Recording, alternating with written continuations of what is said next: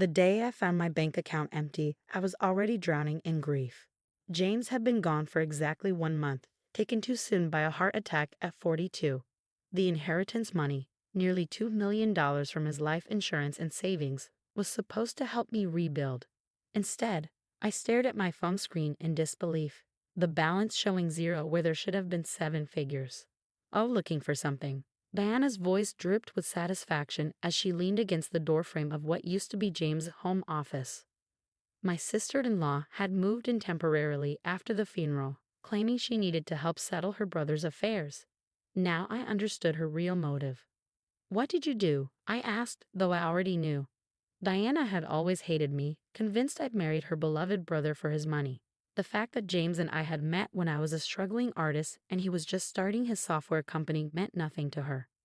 "What needed to be done?" she replied, examining her perfect manicure. "That money belongs to the Hamilton family, not some gold digger who trapped my brother with her fake bohemian act." I stood up from James's desk, my legs shaking. "That money is legally mine.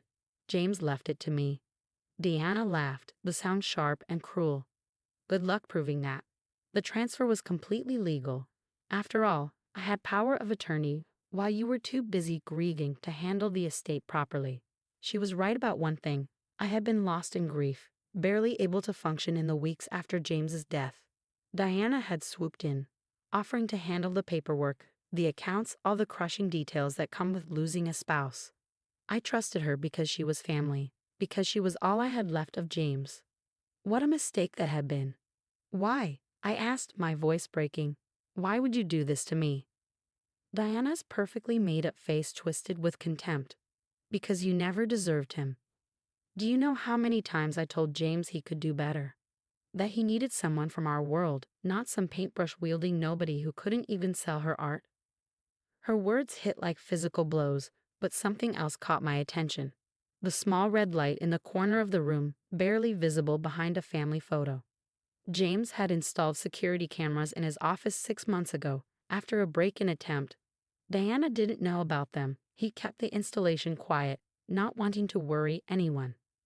I forced myself to look devastated, letting tears fill my eyes.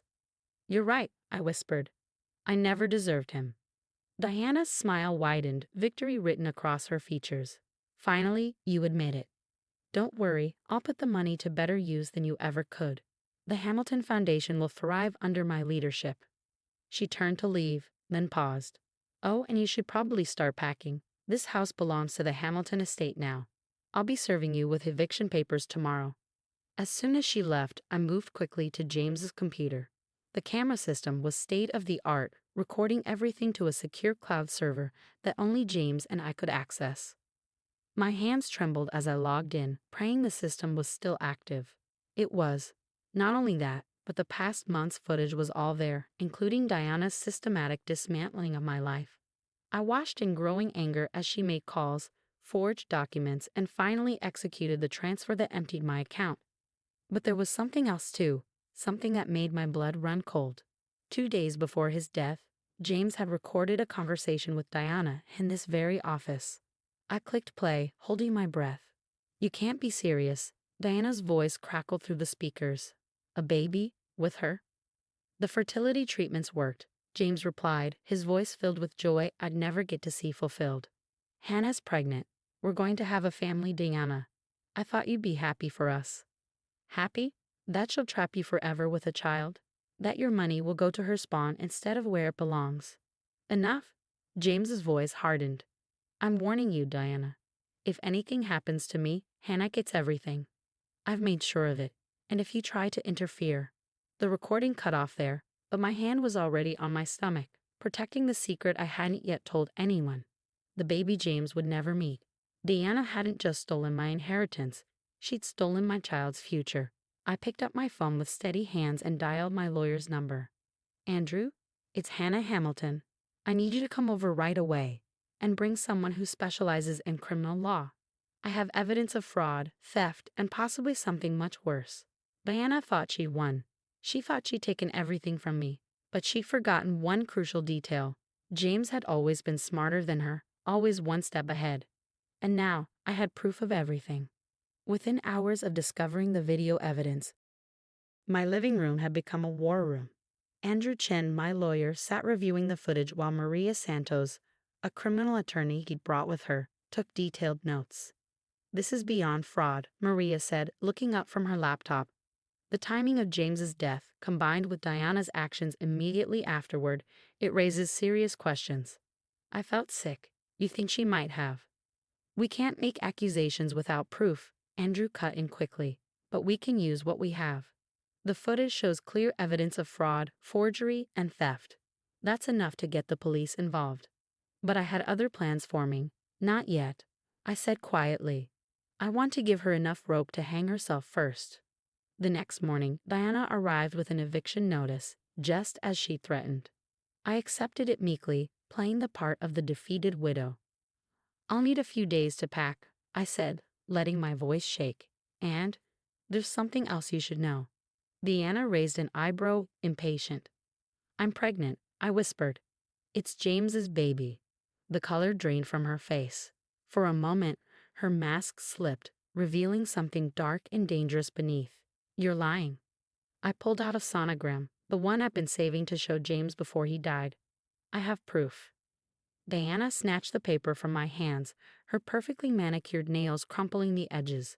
"This changes nothing," she snapped, but I could see the panic in her eyes. "You'll never prove it's his." "DNA testing exists," I reminded her softly, "and James's child would be entitled to his estate, wouldn't they?" She left in a hurry after that, but I knew what would happen next. The cameras were still rolling in the office, and sure enough, Diana returned that night when she thought I was sleeping. I watched through the live feed as she tore through James's desk, searching frantically for something. When she found his private journal, her hands shook as she read the last entry, the one where he'd written about our successful fertility treatment. The next day, she called a meeting with the family lawyer, Gregory Phillips. I had cameras installed in the living room by then, courtesy of Andrew's connections. "We need to move faster," Diana told Gregory, pacing the room. "That bitch is pregnant. If she has James's baby, we lose everything." Gregory looked uncomfortable. "Diana, if there's a legitimate heir." "There won't be," she cut in. "I need you to draft papers renouncing her claim to the estate. Use whatever pressure necessary. Threaten her, tell her we'll contest paternity, anything. Just get her to sign. And if she refuses?" Diana's smile was chilling. "Then we'll handle it the same way we handled James." The lawyer went pale. "What are you saying?" "Nothing you need to worry about," Diana replied smoothly. "Just get those papers ready." That evening, I received a visit from Detective Sarah Chen. No relation to Andrew, but equally determined to see justice done. "We've been investigating your husband's death," she said quietly. "The autopsy showed irregularities we couldn't explain. Now, with this new evidence," I handed her a USB drive containing all the footage. "There's more," I said. "Diana's been making calls from James' office. Last night, she contacted someone about taking care of a problem. I have it all recorded." Detective Chen's eyes narrowed. "You've been gathering evidence." "I learned from the best," I replied, touching the photo of James on my desk. "My husband always said to be prepared." The next week passed in a blur of activity. Diana grew increasingly agitated as her attempts to force me out failed. The family lawyer, Gregory Phillips, suddenly disappeared after my lawyers contacted him about being a witness. Then came the morning I'd been waiting for. Diana stormed into the house, waving papers. "Sign these," she demanded. "Sign them, and I'll let you walk away with enough to start over." I took the papers with trembling hands, real trembling this time, because this was it. "What exactly am I signing?" "Just a formal renunciation of all claims to the Hamilton estate," she said smoothly, "for you and any potential heirs." I looked up at her, letting her see the fear she expected. "And if I don't?" She leaned in close, her voice dropping to a whisper. "Then you might have an unfortunate accident, like James did when he wouldn't listen to reason." The confession was clear as day, captured by multiple cameras and the wire I was wearing. Within seconds, the house was swarming with police officers. Diana fought, of course. She screamed about setups and frame-ups as they led her away in handcuffs. But the evidence was overwhelming. The cameras had caught everything: the theft, the fraud, and finally, the confession to my husband's murder. Gregory Phillips turned state's evidence, revealing how Diana had slowly poisoned James over weeks, making it look like heart failure. She planned everything, down to being there to help me with the estate. In the end, justice was swift. Diana went to prison for murder and fraud. The money was returned to me and my unborn child. The Hamilton family, shocked by Diana's actions, embraced me fully at last. 6 months later, I gave birth to James Jr. He has his father's eyes and, according to the doctors, his father's strong heart. The security cameras still run in the house, though I don't really need them anymore. But sometimes, late at night, I sit in James' office and watch old footage. The times before everything went wrong, when he would work late and talk to himself about his dreams for our future. "I've made sure you'll be safe," he says in one recording, touching a photo of us on his desk. "Both of you." And he had. Even in death, James had protected us, his hidden cameras revealing the truth that Diana thought she had buried forever. She thought she could steal my inheritance, my home, my child's future. Instead, she lost everything: her freedom, her reputation, and the brother she claimed to love so much. Sometimes, justice comes not in grand gestures, but in quiet moments captured by a silent witness, waiting for the right time to reveal the truth.